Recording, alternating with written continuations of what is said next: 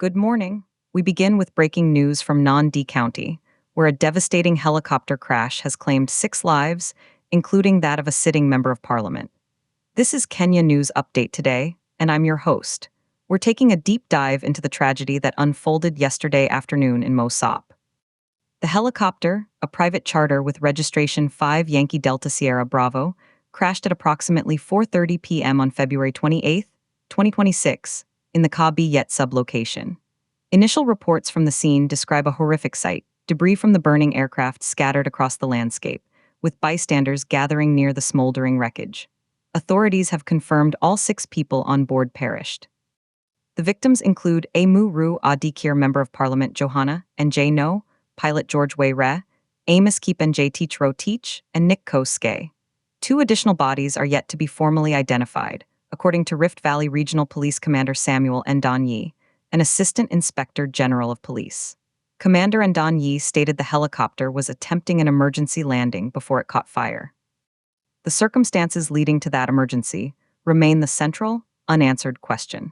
The Kenya Civil Aviation Authority, the KCAA, has already initiated a full-scale investigation. In a statement, KCAA Director General Emil Arrow confirmed that aviation investigators have begun procedures to determine the cause of the fatal crash involving the AS-350 helicopter model. This probe will be meticulous, examining the aircraft's maintenance records, the pilot's experience and final communications, weather conditions, and the wreckage itself. The crash site has been secured, and a team of 15 investigators from the KCAA's Air Accident Investigation Division has been dispatched. They are expected to be on site for a minimum of 72 hours to conduct their initial assessment. This tragedy sends shockwaves through Kenya's political and aviation communities. To understand the full scope, we need to examine the background, the investigation process, and the broader implications. First, let's look at the key figures involved. The most prominent victim is MP Johanna and Jay No, 52 years old, serving his second term representing Amu Ru Adikir constituency. Known by the nickname Ngong, he was a fearless and often controversial figure in Kenyan politics. He was a staunch ally of President William Ruto and a vocal member of the United Democratic Alliance. The UDA. His death creates an immediate political vacuum.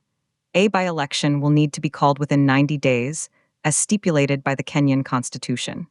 This will be a critical test for the UD, a party in the Rift Valley heartland. The other named victims bring their own stories. Pilot George Wei Re, 38, was a highly experienced aviator with over 4,200 flight hours, 1,500 of which Wei Re on the AS-350 model, according to records from the Kenya Association of Air Operators.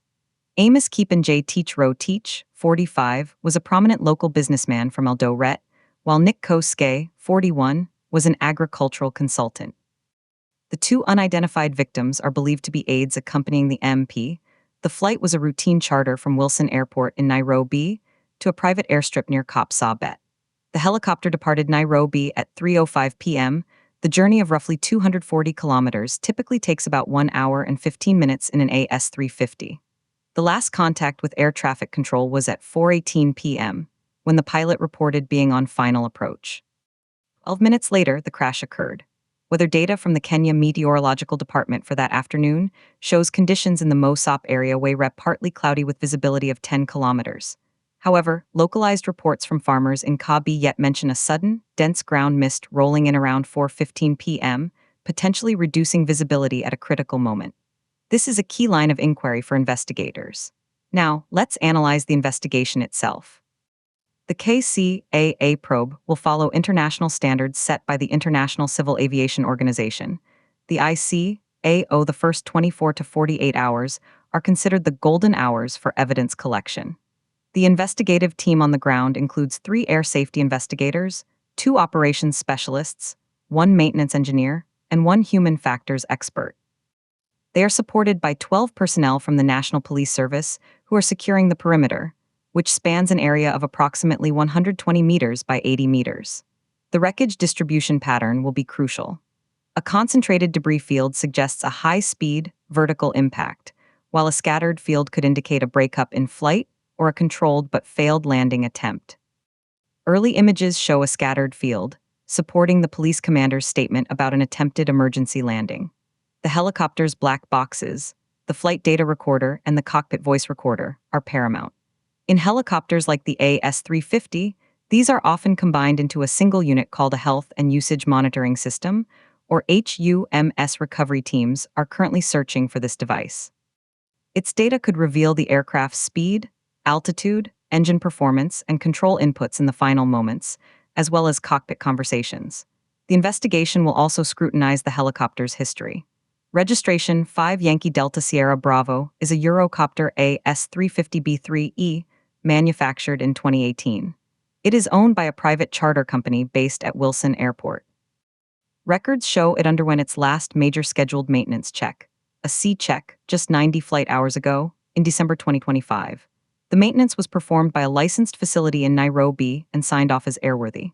The pilot, George Wayre, held an airline transport pilot license, the highest grade, with a rating for the AS-350. He had no prior accidents or serious incidents on his record. He passed his last medical examination 3 months ago. So, with a seemingly airworthy aircraft and a qualified pilot, what went wrong? Experts point to several potential factors. First, technical failure. The AS-350's turbomca, a real 2D engine, is generally reliable, but sudden mechanical issues can occur. Second, environmental factors. The reported ground mist could have led to spatial disorientation, a phenomenon where a pilot loses sense of the aircraft's attitude relative to the ground. Third, human factors. Fatigue, distraction, or a misjudgment during the landing phase. And fourth, possible bird strike, though this is less common at lower altitudes during approach. The investigation will weigh all possibilities. It's important to note that helicopter operations in Kenya, particularly private charters, have come under increased scrutiny in recent years. According to KCAA safety reports, there have been 7 significant helicopter incidents in the last 5 years, including 3 fatal crashes. This latest tragedy brings the total fatalities in those 5 years to 18. The crash rate for private helicopter operations in Kenya is calculated at approximately 1.4 incidents per 100,000 flight hours, which is above the global average of 0.8 for similar operations. This statistic raises serious questions about oversight and operational safety culture. The political ramifications are immediate. The death of MPNJ No is a significant blow to President Ruto's political machinery in the Rift Valley. NJ No was a key grassroots mobilizer. His constituency has a voter population of 68,000 registered voters. The upcoming by-election will be fiercely contested. Potential successors from the UDA are already being discussed, including former aspirant David Kipto, who garnered 12,000 votes against NJ No's 32,000 in the 2022 general election. The opposition Orange Democratic Movement, the ODM, is also expected to field a strong candidate, seeing an opportunity to gain a foothold. Beyond politics, this incident renews the debate on the safety of air travel for public officials in Kenya.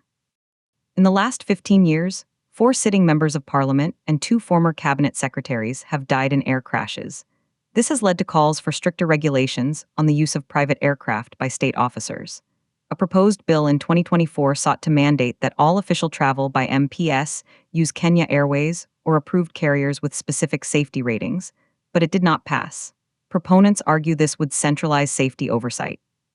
Opponents, including many MPS, argue it infringes on their freedom of movement and that private charters are often more efficient for reaching remote constituencies. The economic cost of such a crash is also substantial.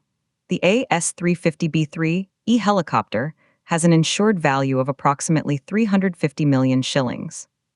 The cost of the investigation itself is estimated at 15 million shillings, funded by the KCAA. Furthermore, the loss of a sitting MP disrupts legislative work and constituency development projects valued in the tens of millions. For the families of the victims, the loss is immeasurable. They will now await the findings of the investigation, a process that can take 12 to 18 months for a final report. Preliminary findings are typically released within 30 days. The KCAA has a legal obligation to publish a final accident report, which will include safety recommendations aimed at preventing future tragedies. These recommendations could range from specific technical directives for the AS-350 fleet to broader changes in pilot training for operations in Kenya's varied terrain and weather. As the nation mourns, the focus turns to accountability and prevention. The eyes of the aviation world are on the KCAA's investigation. Its credibility and transparency will be critical.